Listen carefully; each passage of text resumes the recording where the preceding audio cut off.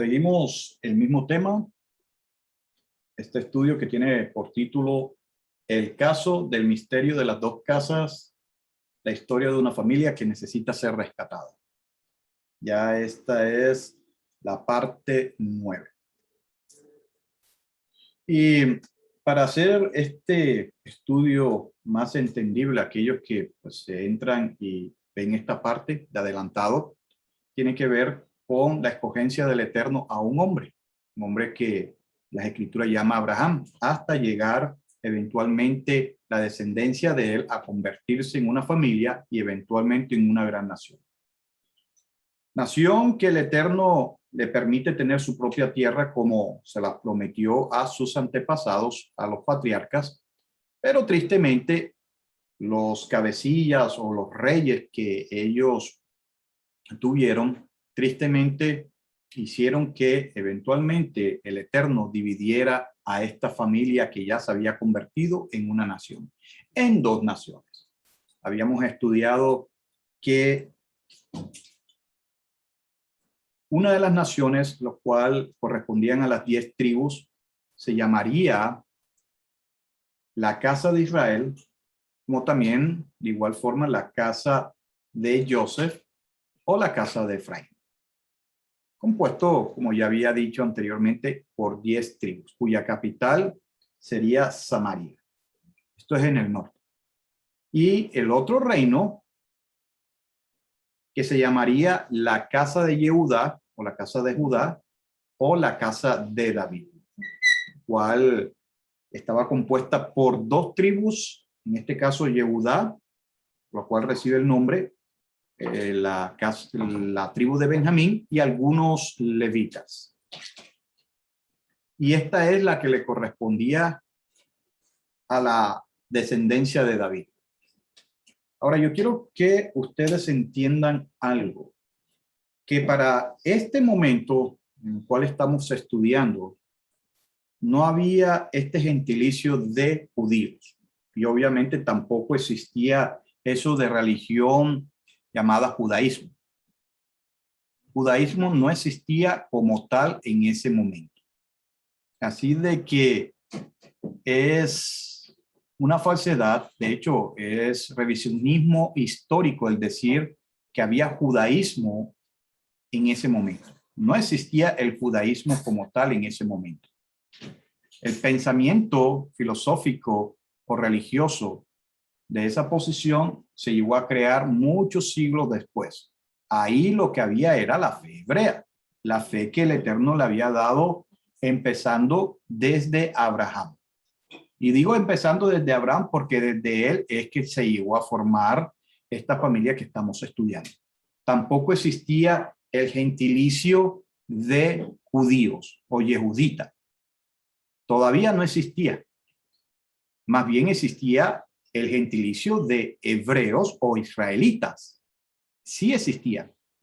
Eventualmente, como también lo vamos a ver, el gentilicio judío o yehudita vendría a crearse eventualmente cuando los yehuditas o judíos llegaron a estar cautivos, como lo vamos a ver, en Babilonia y volvieron después de ese cautiverio. Ahí sí que se empezó a llamar más abiertamente judíos, aunque obviamente con la división empezaron a verse algunos rasgos de esto, de este gentilicio que se le iba a aplicar a los yehuditas, o sea, a el judío, a lo que es la nación del sur, la casa de Yehudá o la casa de David. Eventualmente se le iba a llamar judíos. Pero como habíamos dicho, solamente existía en este momento el gentilicio de hebreos o israelitas. No había tal cosa como judíos, no había tal cosa como judaísmo, no había eso, no existía. Eso es revisionismo histórico, no existe. De hecho, es un anacronismo decir de que la religión que practicaban los hebreos era el judaísmo, porque no había eso, como yo había dicho, sino más bien la fe hebrea antigua. Entonces, siguiendo el tema y teniendo esto en mente, podemos leer algo que tiene que ver con la tribu de Yehudá. que de hecho esta tribu de Yehudá, como ya se había prometido desde Bereshit, eran los que iban a llevar la primacía en el gobierno. Y como promesa que el Eterno les había dado a David, podemos leer en el libro de Tehilim o Salmos, capítulo 2, las siguientes palabras. Esto para que se acuerden lo que el Eterno iba a hacer a través de la nación de Yehudá o la nación de Judá. Y en el verso 1 en adelante dice: ¿por qué se amotinan las naciones y los pueblos traman cosas vanas? Se presentarán o se presentan los reyes de la tierra y los gobernantes consultan unidos contra Yahweh y su ungido, diciendo: rompamos sus ataduras, echemos de nosotros sus cuerdas. El que habita en los cielos se reirá. El Adón se burlará de ellos, entonces les hablará en su ira y los turbará en su furor. Yo he instalado a mi rey en Sión, mi monte santo. Yo declararé el decreto. Yahweh me ha dicho: tú eres mi hijo, yo te engendré hoy. Y esto tiene que ver primeramente a la profecía que se le hizo al hijo de David, como se acuerdan cuando leímos, cuando el Eterno le estaba prometiendo de que su descendencia iba a seguir en el trono de él. ¿Recuerdan cuando lo leímos? Bueno, eso tiene que ver con eso, pero a la misma vez tiene que ver también con que Yehudá seguiría el poder, la autoridad que se le había prometido en Bereshit o Génesis capítulo 49, cuando Jacob declara de que Yehudá no se le quitaría el cetro, hablando de gobierno, hasta que apareciera Shiloh. Y aquí, esto, a pesar de que se está refiriendo a la promesa profética de Salomón, Shlomo, tiene que ver también, o se le puede aplicar, como lo estamos leyendo aquí, a el rey Mesías, el que iba a gobernar de la línea de Yehudá, específicamente de la línea de David. Porque como estábamos hablando también desde hace unas clases atrás o unos estudios atrás, el estudio o la doctrina o la enseñanza de las dos casas tienen que ver, obviamente, con este escogido, con este ungido, con este Mesías, con este Mashiach. Ninguna de las dos doctrinas están separadas. Una tiene que ver con la otra. Mashiach existe por esta familia y esta familia existe por Mashiach. O sea que las doctrinas, tanto del Mashiach o el escogido como la doctrina de las dos casas, se complementan. El uno necesita del otro. De hecho, si vamos a seguir leyendo, como lo vamos a hacer, obviamente, nos vamos a dar cuenta que todas las escrituras hablan de esto. El Eterno siempre está diciéndole a sus profetas y hablándole a sus profetas acerca de la restauración de estas dos casas a través de su escogido. Y por eso dice, de nuevo, el que habita en los cielos se reirá. El Señor se burlará de ellos. Entonces les hablará en su ira y los turbará en su furor. Yo he instalado a mi rey en Sión, mi monte santo. Yo declararé el decreto. Yahweh me ha dicho: tú eres mi hijo, yo te engendré hoy. Pídeme y te daré por heredad las naciones y por posesión tuya los confines de la tierra. Tú los quebrantarás con vara de hierro, como a vasija de alfarero los desmenuzarás. Así de que ahí vemos claramente que no se está refiriendo únicamente a Shlomo o a la descendencia de David, porque está hablando claramente de que él le iba a dar por heredad las naciones. Y nosotros tenemos que tener en cuenta que no está hablando de este Shlomo. ¿Por qué? Porque vemos que Shlomo obviamente no fue quien heredó estas naciones. El que va a heredar estas naciones es el Mesías prometido para el rescate de estas familias, que se convertirían en naciones. Por eso es que él es el heredero de estas naciones. Y dice más adelante, y ahora, oh reyes, sean sabios, acepten la corrección, oh gobernantes de la tierra. Tiene que ver con un momento en el cual este ser, este escogido, el cual iba a heredar todas estas naciones, va a poner su reinado y va a gobernar sobre esta gente. Y dice, y ahora, oh reyes, sean sabios, acepten la corrección, oh gobernantes de la tierra. Sirvan a Yahweh con temor y alégrense con temblor. Besen al Hijo, no sea que se enoje y pierdan el camino, pues se encienden de pronto su ira. Alegres todos los que en él se refugian. Así de que esto es una profecía profética acerca de ese Mesías que vendría de parte de Yehudá, saldría de Yehudá. Y este Mesías, como lo vamos a leer eventualmente, este ungido iba a cumplir la promesa profética de volver a unir estas dos casas que se habían separado para este momento.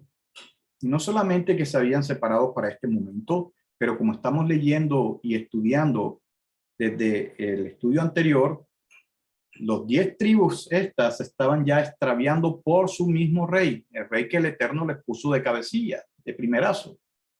Por ejemplo, si nosotros leemos ahí mismo en Tehilim, Salmos capítulos 89, verso 1 en adelante, mire lo que dice. Perpetuamente cantaré la misericordia de Yahweh, con mi boca daré a conocer tu fidelidad de generación en generación. Diré, para siempre será edificada la misericordia. En los mismos cielos estableceré tu fidelidad. Yo hice un pacto con mi escogido. Juré a mi siervo David diciendo, para siempre confirmaré tu descendencia. ¿Se dan cuenta? Y edificaré tu trono por todas las generaciones. Selah. Los cielos celebrarán, oh Yahweh, tus maravillas y tu fidelidad en la congregación de los santos. Porque, ¿quién en las nubes se comparará con Yahweh? ¿Quién será semejante a Yahweh entre los hijos poderosos de los poderosos? Elohim es temible en la gran asamblea de los santos, formidable sobre todo cuantos están a su alrededor. Oh Yahweh, Elohim de los ejércitos, ¿quién como tú? Poderoso eres, oh Yahweh. Tu fidelidad te rodea. Tú tienes dominio sobre la braveza del mar. Cuando sus olas se levantan, tú las sosiegas. Tú quebrantaste a Rahab, este es un monstruo marino, como a un cadáver. Con el brazo de tu poder esparciste a tus enemigos. Tuyos son los cielos, tuya es también la tierra, el mundo y su plenitud. Tú los fundaste. Al norte y al sur, tú los creaste. El Tabor y el Hermón cantarán a tu nombre. Tuyo es el brazo poderoso, fuerte es tu mano, saltada tu diestra. La justicia y el derecho son el fundamento de tu trono. La misericordia y la verdad van delante de tu rostro. Feliz el pueblo que conoce el grito de júbilo. Andarán a la voz, a la luz de su rostro. Oh Yahweh, en tu nombre se alegrarán todo el día y en tu justicia serán enaltecidos.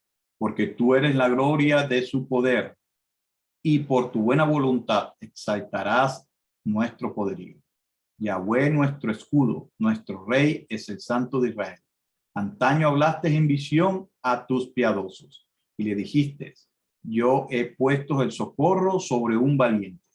He enaltecido a uno escogido de mi pueblo. Hallé a mi siervo David y lo ungí con mi aceite santo. Mi mano estará firme con él. También mi brazo lo fortalecerá. No lo doblegará el enemigo. Ningún hijo de inequidad lo quebrantará.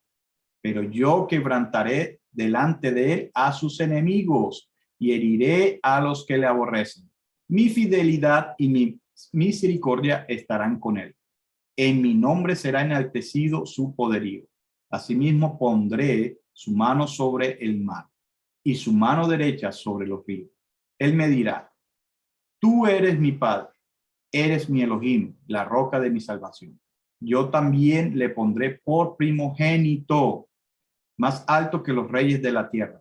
Para siempre le confirmaré mi misericordia y mi pacto será firme para con él. Estableceré su linaje para siempre y su trono como los días de los cielos. Si sus hijos dejan mi ley y no caminan en mis juicios, si profanan mis estatutos y no guardan mis mandamientos, entonces castigaré con vara su rebelión y con azotes sus inequidades. Pero no retiraré de él mi misericordia, ni falsearé mi fidelidad. No profanaré mi pacto, ni cambiaré lo que ha salido de mis labios. Una vez he jurado por mi santidad y no mentiré a David. Su descendencia será para siempre y su trono delante de mí como el sol. Y estoy leyendo esto, como les decía, porque esto tiene que ver con la restauración de esta familia. No puede haber restauración si la descendencia de David, en este caso el prometido Mesías, el prometido Mashiach, prometido ungido del Eterno, no aparece. Así de que tengan esto pendiente, y siguiendo entonces con la línea del estudio, volvamos entonces a Primera de Reyes.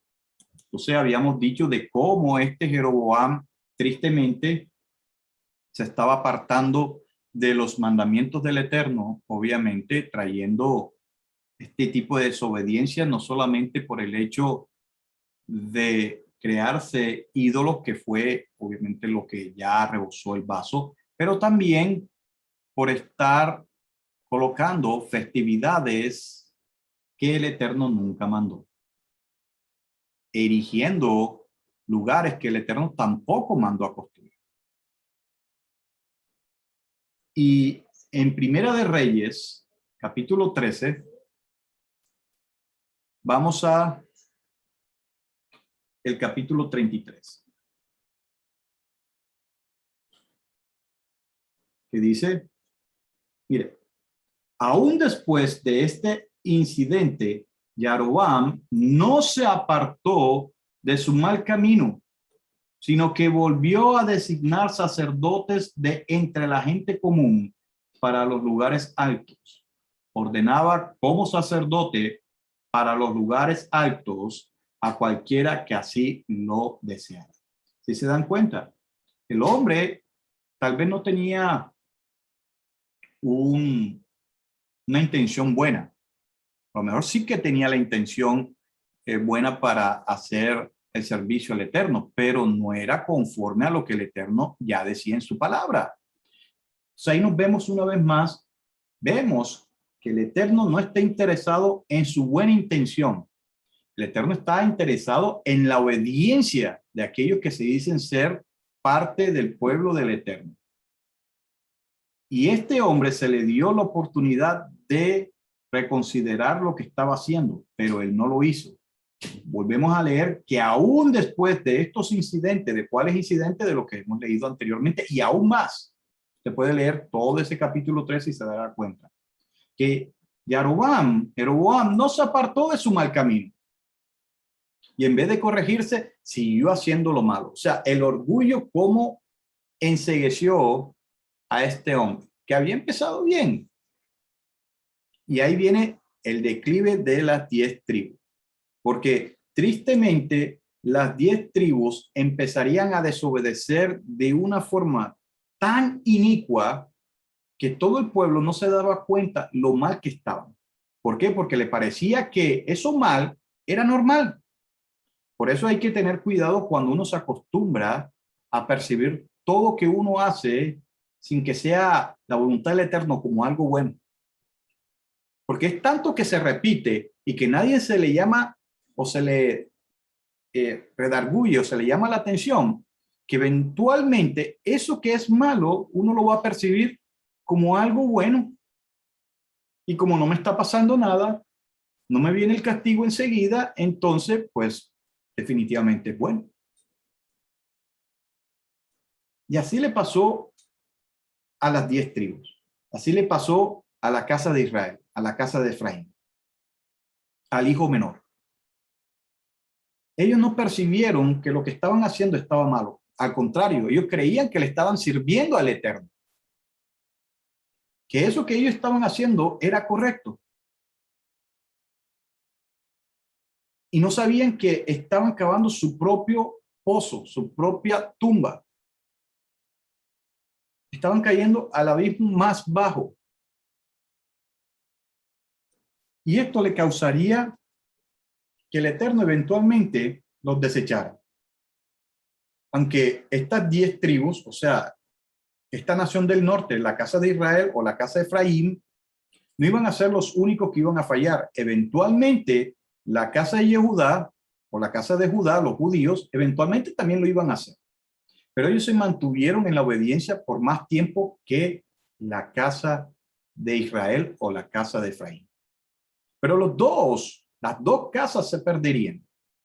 Obviamente, cada casa cumpliría una labor profética de parte del Eterno, por lo cual una de ellas se mantendría inclusive hasta el día de hoy.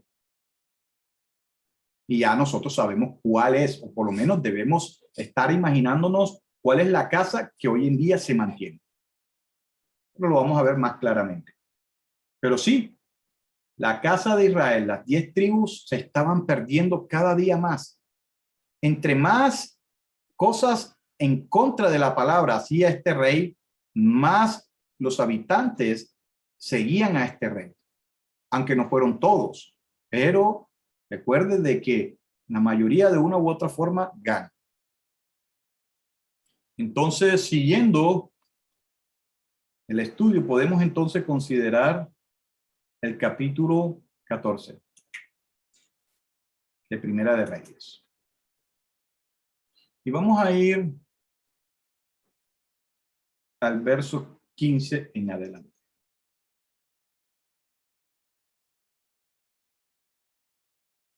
Mire lo que dice. Yahweh golpeará a Israel. Recuerde de que para este momento usted tiene que tener en su mente que cuando se refiere a Israel, se está hablando de las 10 tribus, de las 10 tribus del norte, la casa de Israel o la casa de Efraín. Dice, hasta que se agite como un junco en las aguas, arrancará a Israel, o sea, las 10 tribus, de esta buena tierra que dio a sus padres y los esparcirá hacia el otro lado del río, o sea, los va a desechar fuera de esa tierra, los va a echar de ahí de esa tierra, porque han hecho sus imágenes de Ashera, han provocado la ira de Yahweh. Entregará a Israel a causa de los pecados, o sea, a causa de la desobediencia de Jeroboam, o sea, Jeroboam, quien pecó o desobedeció e hizo pecar a Israel, o sea, a las 10 tribus. Recuerden que esto está hablando de las 10 tribus, no está hablando de los judíos en el sur, está hablando es de las 10 tribus de la nación del norte, la casa de Israel, la casa de Efraín. Dice, la esposa de Jeroboam se levantó, se fue, llegó a Tirsá. Tan pronto ella entró por el umbral, o sea, por la puerta de la casa, el niño murió, o sea, el descendiente de Jeroboam. Lo sepultaron y todo Israel hizo duelo por él conforme a la palabra de Yahweh había hablado por medio de su siervo, el profeta Ahiyahú. Mire algo bien triste, que el mismo profeta que le profetizó acerca de la postura de él sobre el reino de las 10 tribus, sobre la casa de Israel, la casa de Efraín, fue el mismo profeta que le profetizó esto. Siguiendo el estudio, vayamos entonces al segundo libro de los Reyes. Y ahora vamos a considerar el capítulo 17.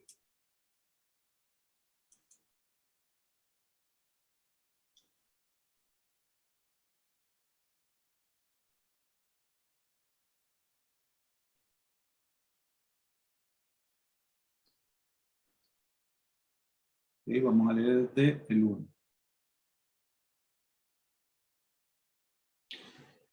Dice, en el año 12 de Ahaz, rey de Judá, comenzó a reinar Oshía, hijo de Elá, sobre Israel en Shomron, o sea, Samaria.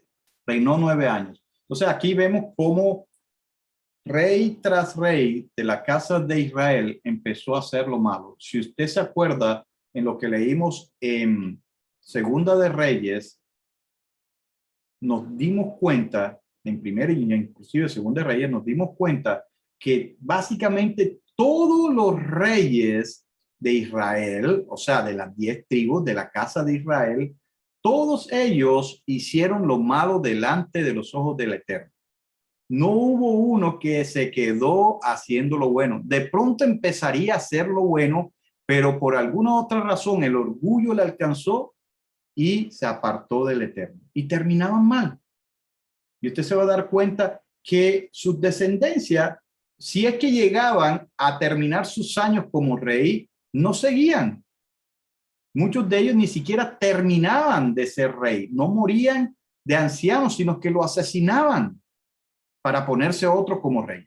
Y esto era permitido por el Eterno. ¿Pero por qué?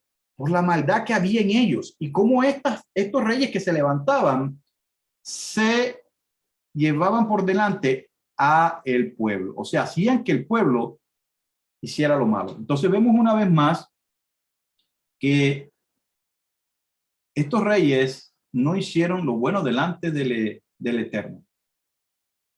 Y por otra parte, la casa de Judá con sus reyes, algunos hacían lo bueno, otros hacían lo malo. Todos eran de la casa de David. Y dice el verso 2, él hizo, o sea, Josea, el rey de Israel, de las 10 tribus, porque en ese momento estaba reinado en el reino del sur, del reino de Judá, la casa de Judá, Ahaz. Dice que Josea, el rey de Israel, hizo lo que desagradaba a Yahweh, aunque no como los reyes de Israel que habían reinado antes de él. Y aquí viene algo bien interesante que hay que prestarle atención. Y dice, Shalmaneser o Shalmaneser, rey de Ashur, o sea, de Asiria, marchó contra él.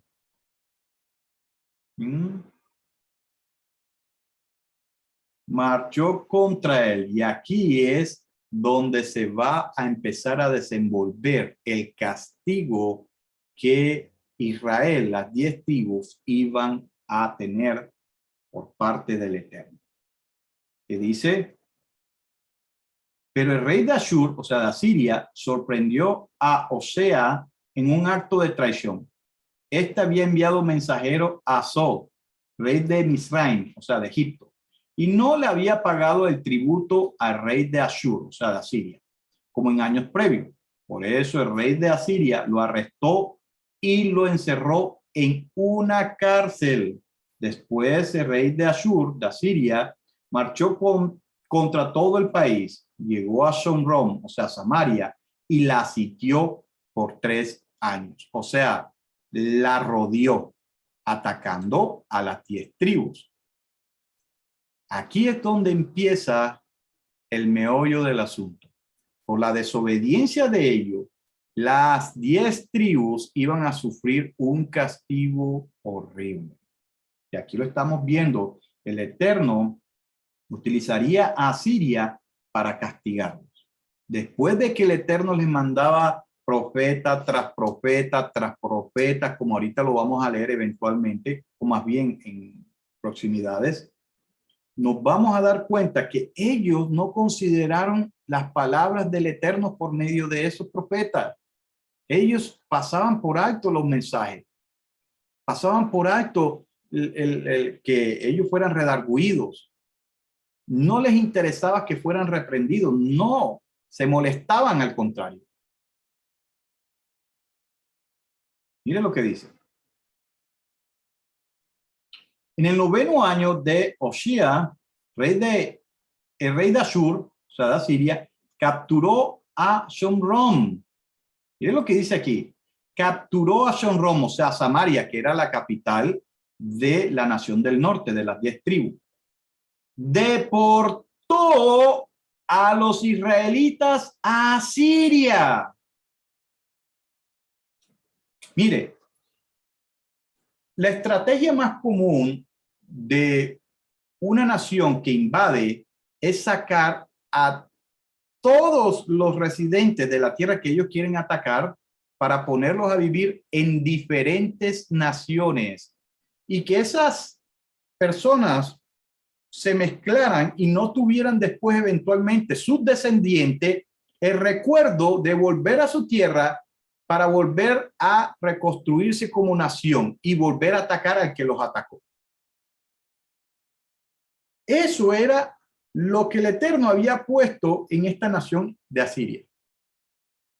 El Eterno sabía que esto era lo que esta nación pagana iba a hacer y por eso lo permitió, ya que Israel, tanto que se le dijo, tanto que se le avisó, tanto que se le redarguyó, que ellos pensaban que nada le iba a pasar, que el Eterno les causó esto a ellos, que una nación pagana, nación gentil, los atacara y los deportara de su propia tierra y los ubicara en sitios de otras naciones para que ellos y su descendencia se mezclaran con esta gente, con otras razas y eventualmente se olvidaran y no volvieran de nuevo a su tierra para recuperar.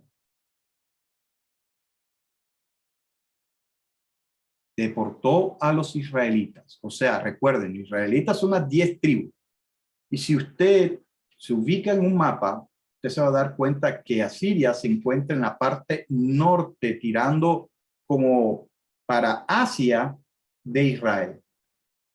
Y los estableció en Jalá, en el Jabor, río Gozán y en las ciudades de Madai. O sea, los puso en diferentes partes de la tierra. Bien al norte, bien al occidente y bien al oriente del norte. Esto sucedió, presten atención, porque los israelitas pecaron, o sea, desobedecieron los mandamientos del Eterno contra Yahweh su Elohim, que los había librado de la tierra de Egipto, Misraim, del poder del faraón, del rey de Egipto, Misraim. Ellos veneraron a otros Elohim, a otras deidades.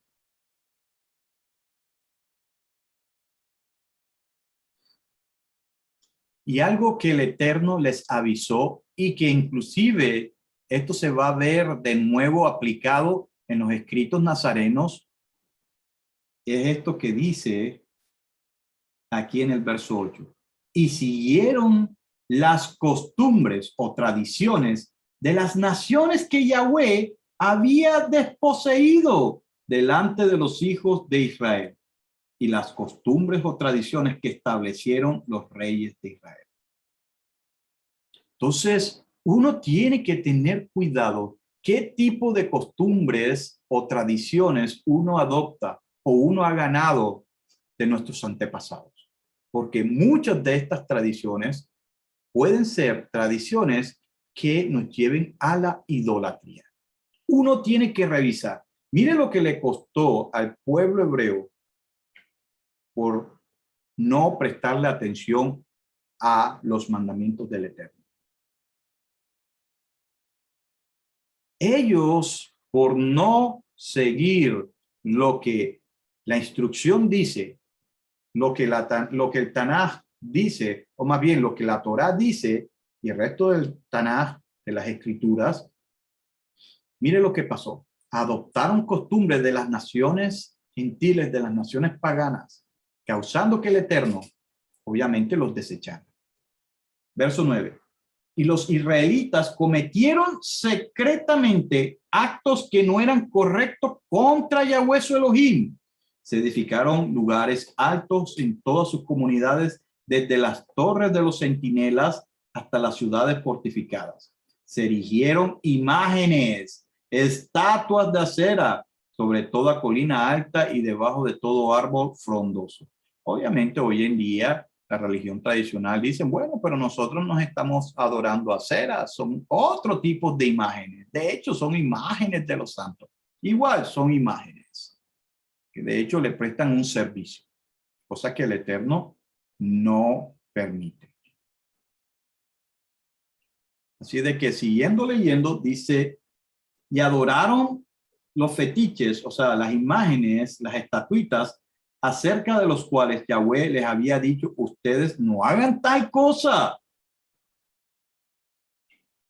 Yahweh advertía a Israel y a Yehudá, o sea, la casa de Israel, las 10 tribus, y a la casa de Yehudá, las 2 tribus, por medio de todos los profetas y de todos los videntes, diciendo, vuélvanse de sus malos caminos y observen mis mandamientos, mis estatutos, conforme a toda la Torá que mandé a sus padres y que les transmití por medio de mis siervos los profetas.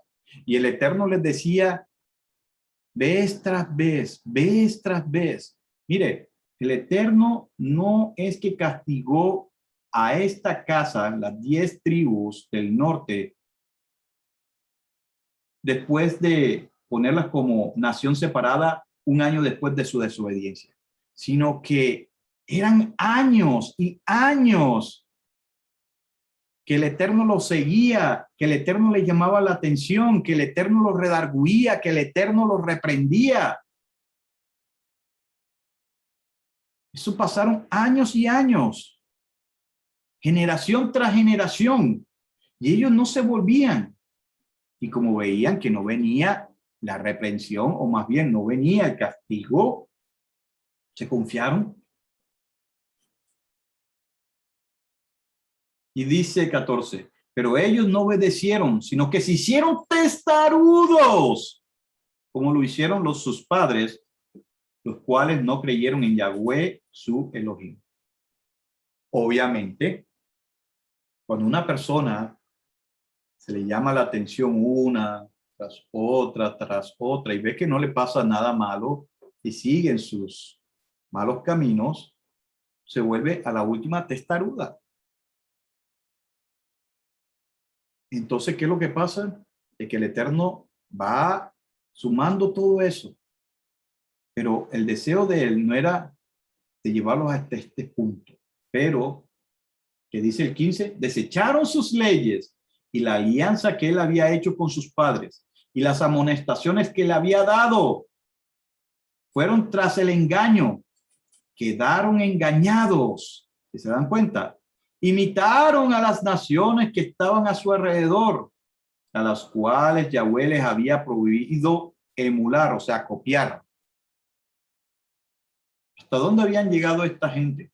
Que ya no veían y notaban lo que era malo. No distinguían lo santo de lo profano, lo bueno de lo malo.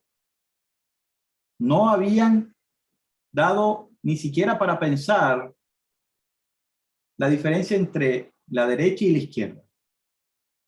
Rechazaron los mandamientos o todos los mandamientos de Yahweh su Elohim. Se hicieron ídolos fundidos, 2 becerros y un poste sagrado de acera. Se postraron ante todo el ejército del cielo y adoraron a Baal. Entregaron al fuego a sus hijos, o sea, mataban a sus propios hijos, a sus hijas. Practicaron augurios, o sea, en este caso brujerías, adivinaciones, y se entregaron a hacer lo que desagradaba a Yahweh, provocándolo. Por eso Yahweh se enojó en gran manera contra Israel y los quitó de su presencia. No quedó sino solo la tribu de Yehudá. Y después lo vamos a ver con más claridad cuando nos toque el tiempo de leer y analizar las profecías que el Eterno les dejó al pueblo de la casa de Israel, las 10 tribus, por medio del profeta Oseas. Y mire lo que dice. Yehudá quedaría solo, o sea, los judíos. ¿Y se dan cuenta? Aquí nos damos cuenta que los judíos son esa partecita pequeña que quedarían. O sea, en este caso, cuando dice Yehudá, recuerden que es la tribu de Yehudá, o sea, los judíos con la tribu de Benjamín, que juntos se llamaban también judíos, y algunos levitas. Pero tampoco, presten atención, pero tampoco Yehudá guardó los mandamientos de Yahweh su Elohim. Siguieron las costumbres que Israel había establecido. Eventualmente, después de que esto le pasaría a las 10 tribus, a la casa de Israel, la casa de Efraín, a la casa de Yehudá, también empezó a seguir los pasos de Efraín o la casa de Efraín después de mucho tiempo después. Así de que Yahweh desechó a toda la descendencia de Israel y los afligió y los entregó en manos de saqueadores y finalmente los echó de su presencia, porque Israel se separó de la casa de David y proclamaron rey a Jeroboam, hijo de Nabat. Pero Jeroboam hizo apartar a Israel de seguir a Yahweh y les hizo cometer un gran pecado. Y los israelitas persistieron en todos los pecados que habían cometido Jeroboam, si se dan cuenta. No se apartaron de ellos. O sea, Jeroboam fue el culpable que estos israelitas, las 10 tribus del norte, hicieran lo mismo. Al final Yahweh quitó a Israel de su presencia, como les había advertido mediante todos sus siervos los profetas.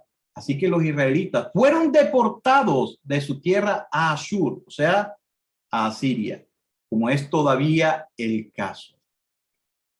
Y esto se está escribiendo en los tiempos en que los judíos, después de muchos siglos después, volvieron a Jerusalén. Y todavía había muchos de estas 10 tribus que no se sabían dónde estaban. Las 10 tribus iban a desaparecer. Y por eso es que hoy en día se conoce a este pensamiento o a lo sucedido con relación a las 10 tribus como las 10 tribus perdidas de la casa de Israel o las 10 tribus perdidas de Israel. Y mire lo que hay aquí. Y viene lo interesante. El rey de Ashur, o sea, de Asiria, trajo gente de Babel, de Cutá, de Awa, de Hamat y de Sefarwayim y las estableció en la ciudad de Shomron, o sea, de Samaria, en lugar de los israelitas. Ellos tomaron posesión de Shomron, o sea, de Samaria, y habitaron en sus ciudades. Eso es lo normal que hacía este tipo de naciones. Ubicaban a los propios de la nación en otras tierras que no sean los de ellos y colocaban a los de su parentela, a los de su nación. ¿Para qué? Para que eventualmente no hubiera ningún tipo de sublevación. Cuando se establecieron inicialmente, allí no adoraban a Yahweh. Así que Yahweh envió contra ellos leones que mataron a algunos de ellos. Entonces le dijeron al rey de Ashur, o sea, de Asiria. Estamos hablando de las 10 tribus en el lugar donde ellos habitaban. La gente que tú deportaste y estableciste en las ciudades de Shomron, o sea, Samaria, no conocen las reglas del Elohim del país. Por eso él ha enviado contra ellos leones que los están matando, porque no conocen las reglas de Elohim, del Elohim del país. El rey de Ashur, o sea, de Asiria, dio la orden: lleven allí a uno de los sacerdotes que ustedes deportaron y vaya y habite allá, y que les enseñe las prácticas del Elohim de Israel o del Elohim del país. Entonces, ¿qué pasa? De que el rey de Asiria, al ver esta situación de que habían animales, sobre todo leones, como estamos leyendo, que estaban matando a su propia gente, que estaban viviendo ahora en Shomron, en Samaria, entonces mandaron a pedir que les enviara sacerdotes israelitas, hebreos, para que les enseñaran acerca de las costumbres religiosas, obviamente, de ese pueblo cuando vivía ahí. Y eso fue lo que pasó. Y ahí es que usted se va a dar cuenta de dónde es que vienen los samaritanos. Los samaritanos vienen de esta gente que el rey de Asiria puso de su propia gente. Obviamente, eventualmente mezclados con hebreos que él había puesto fuera y que también se mezclarían eventualmente con judíos, como lo vamos a ver cuando lleguemos al profeta, perdón, a este libro llamado Esdras o el libro de Nehemías. Entonces, los samarios en los tiempos o los samaritanos, perdón, en los tiempos de Yeshua, los shomronitas en los tiempos de Yeshua eran estas personas. Empezaron a formarse de ahí. Entonces dice, entonces fue uno de los sacerdotes que habían sido llevados cautivos de Shomron, de Samaria, y habitó en Betel. Y él les enseñó cómo debían adorar a Yahweh. Sin embargo, cada pueblo seguía haciendo sus propias deidades y las ponía en los lugares de culto que habían hecho los de Shomron. Cada pueblo los estableció en la ciudad donde habitaba. Los hombres de Babel hicieron una imagen de Sucot Benot. Los de Cud hicieron una imagen de Nergal. Los de Hamat hicieron una imagen de Ashima. Los awitas hicieron imágenes de Mikyas y de Tartak. Y los de Sarfawayim quemaban a sus hijos como ofrenda a Adramelech, Anamelech, y las deidades de Sepharwayim adoraban a Yahweh, pero también nombraron entre ellos mismos sacerdotes de lugares altos, que oficiaban por ellos en los lugares de culto. Adoraban a Yahweh mientras servían a sus deidades según las prácticas de los pueblos de donde habían sido deportados. Hasta el día de hoy persisten en sus prácticas antiguas.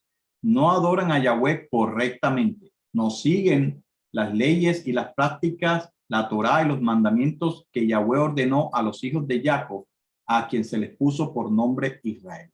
Y con quienes Yahweh hizo una alianza y les mandó: no respeten a otras deidades, no se postren ante ellas ni les sirvan, ni le ofrezcan sacrificio.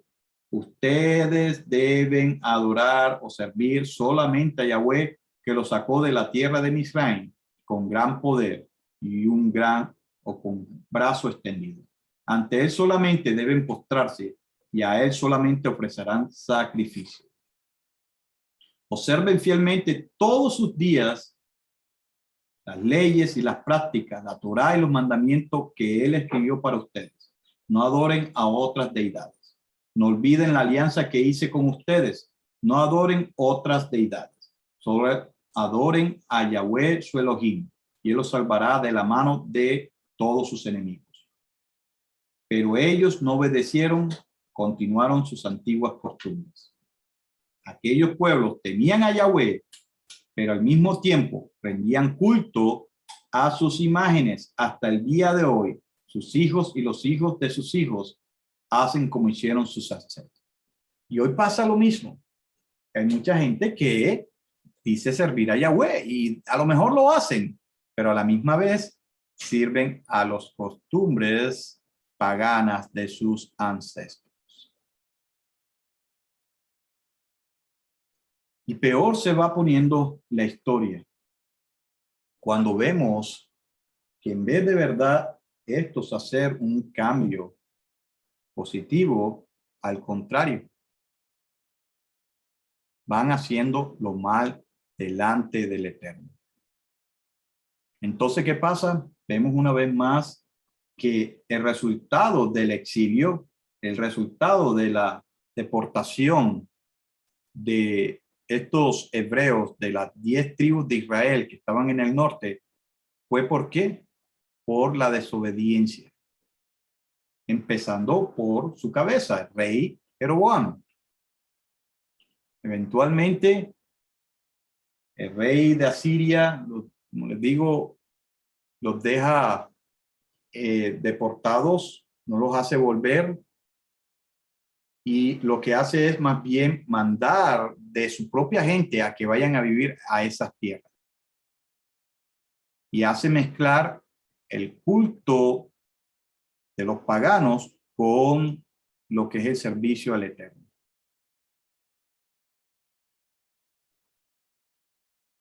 Vamos a ir para ir ya terminando en esta parte, el capítulo 18.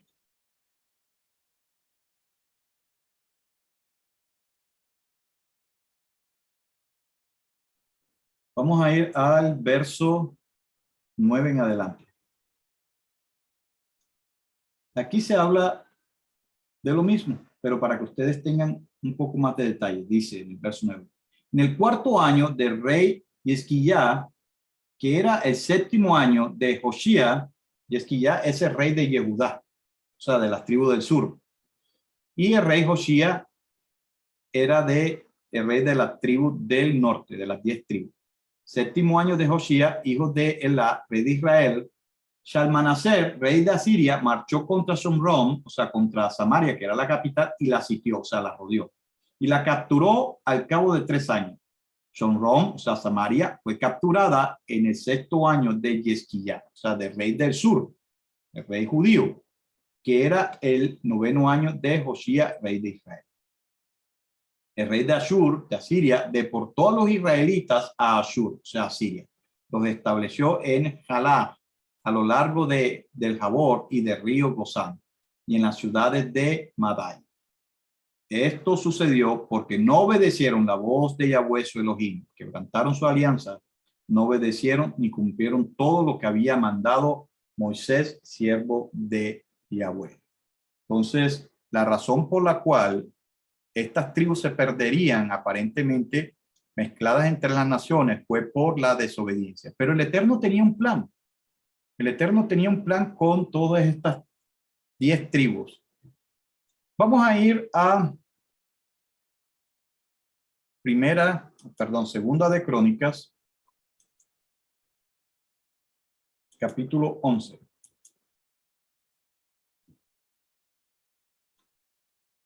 Y vamos a leer desde el verso 13. Dice, los sacerdotes y los levitas de todos sus territorios en Israel se pasaron a él. Los levitas abandonaron sus campos y sus posesiones y se fueron a Yehudá y a Jerusalén porque Yaroboam y sus hijos les habían pedido servirle a Yahweh como sacerdote. ¿Qué pasa? De que muchos levitas que vivían en la parte del norte, al ver esto que estaba haciendo Yaroboam o Jeroboam, antes de que hubiera la deportación por medio de los asirios, muchos de ellos fueron a pasarse a vivir a Yehudá, o sea, la nación del sur. Eventualmente por ello, Yaroboam, él nombró sus propios sacerdotes para altares, para los demonios cabríos y para los becerros que había hecho. De modo, todas las tribus de Israel, aquellos que habían decidido buscar a Yahweh, el Elohim de Israel, lo siguieron hasta Jerusalén para ofrecer sacrificios a Yahweh, el Elohim de sus padres. Estos fortalecieron el reino de Yehudá y apoyaron a Rehabam, o sea, a Roboam, hijo de Shlomo, durante 3 años, porque 3 años anduvieron en los caminos de David y de Shlomo. O sea que muchos, no todos, pero mucha gente que estaba en las 10 tribus del norte, cuando vio que Jeroboam no estaba haciendo lo bueno, se apartaron de Jeroboam, de Yarabam, y decidieron más bien bajarse a la nación del sur, a los judíos, y se quedaron con ellos, haciendo que obviamente Yehudá se fortaleciera. Pero como ya habíamos leído, eventualmente vino el sitio de Asiria, las 10 tribus fueron invadidas, fueron sometidas, fueron casi exterminadas y los que quedaron fueron esparcidas, deportados alrededor de todo el mundo.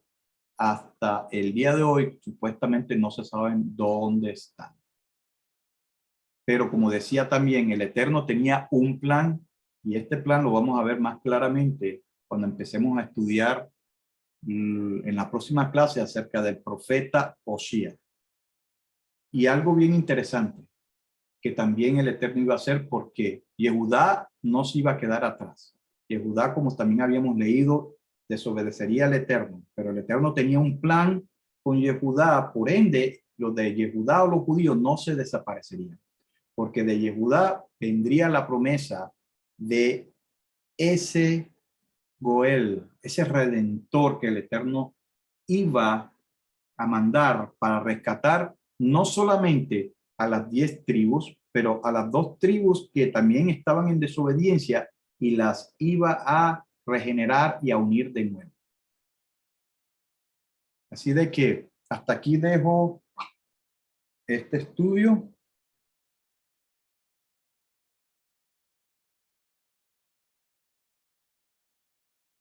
Ya les voy a pasar la palabra. Un momento.